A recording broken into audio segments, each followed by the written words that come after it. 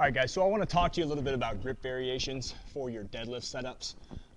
There's three primary grip variations, and each kind of have advantages and disadvantages. The first grip, and the most common grip that you'll see used at S8 and just about anywhere, is what's called a mixed grip. Some people call it a flip grip or a multi-grip. And basically, that's going to be one hand over and one hand under on the barbell. Okay, one of the advantages to this is that essentially what happens is, when I normally grip a barbell, if I'm double overhand, I'm pulling something heavy, the barbell naturally wants to roll out of my hand like so, okay? When I have a mixed grip or a multi-grip and one hand is under, what happens is there's not really a place for the barbell to roll, because if it's rolling out of my lead hand or my overhand, it's actually rolling into my other hand. Most competition deadlifts you see, and most training deadlifts you see, if they're not using straps or wrist wraps, are actually going to be a mixed grip. It's pretty much known as the most secure grip for your pulls. Now, that said, one of the issues with a mixed grip is you can see that my positioning, and I deadlift quite a bit because I'm more of a lifter now than just an athlete, and I have to work pretty hard to get myself even to where my shoulders and my elbows are both pointing forward, or excuse me, my elbows are pointing forward and my shoulders are tucked, my lats are tucked, and I'm in a position where I don't feel like I'm putting undue stress or imbalance on my upper torso. Most guys, even in my gym here currently, you'll see them when they're pulling, that underhand side is pulled forward. They're a little bit, the shoulder is rolled forward. They may be in some type of extension or depression on that scap. You'll see their shoulder tilt to that side. And generally, as we get heavier and heavier and heavier, we do want to have a little bit of caution, because that underhand side does have the potential of tearing a bicep. And the reason is because you're so supinated, you're so turned under like that, that the biceps, the heads of the biceps are actually really, really stretched. And when you actually go to pull away from the actual barbell in a vertical fashion, you can see the length that's happening in this long head of my bicep, and it's really, really putting a lot of stress on that elbow.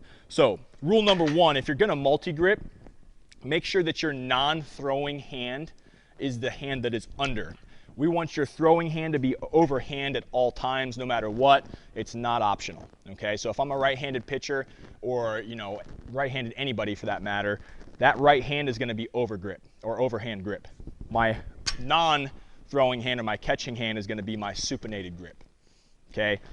Grip number two is going to be double overhand. The advantage of double overhand is that I'm going to put myself in phenomenal position with my shoulders. I'm going to be very balanced in my torso, and everything that's going on in my scaps and my lats on both sides of my body is pretty much exactly the same, unless I have some type of a deficit or an imbalance.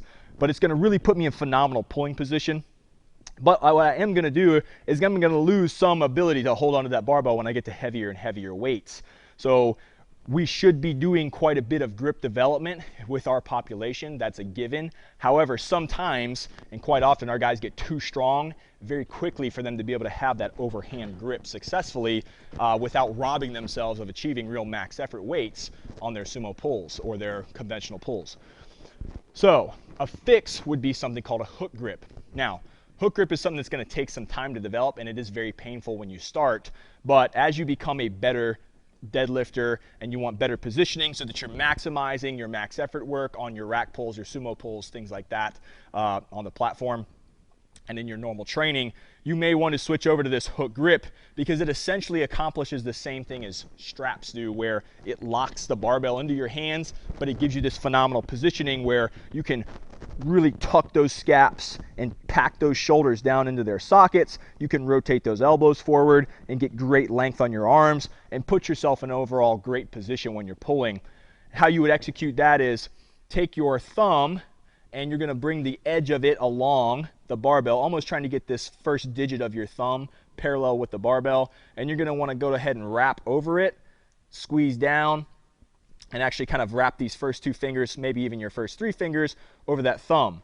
And then when you go to pull your hand in position, what's going to happen is you're basically taking out all the space, and it's going to lock it like this. Now, it sounds like it'd be super horrible to pull your thumbs out of socket. In reality, you're not going to pull your thumbs out of their socket, because you're really just getting the edge of the thumb there and kind of using it as like a little bit of a friction point where it's going to hang on to that. And then you're going to want to make sure that you squeeze as hard as possible with these little fingers and squeeze your whole hand into the actual barbell. This way, when I'm pulling, I have created this almost makeshift strap for me to hang on to.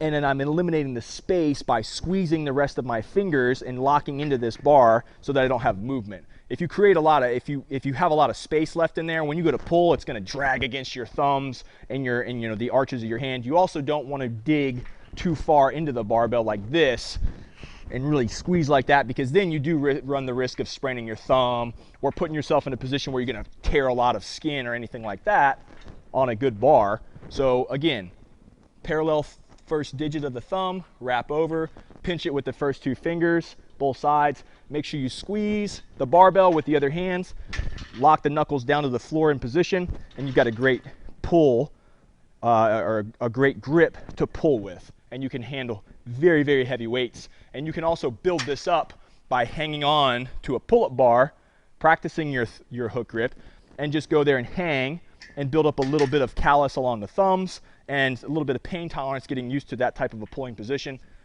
And that's it, your grips for the deadlift.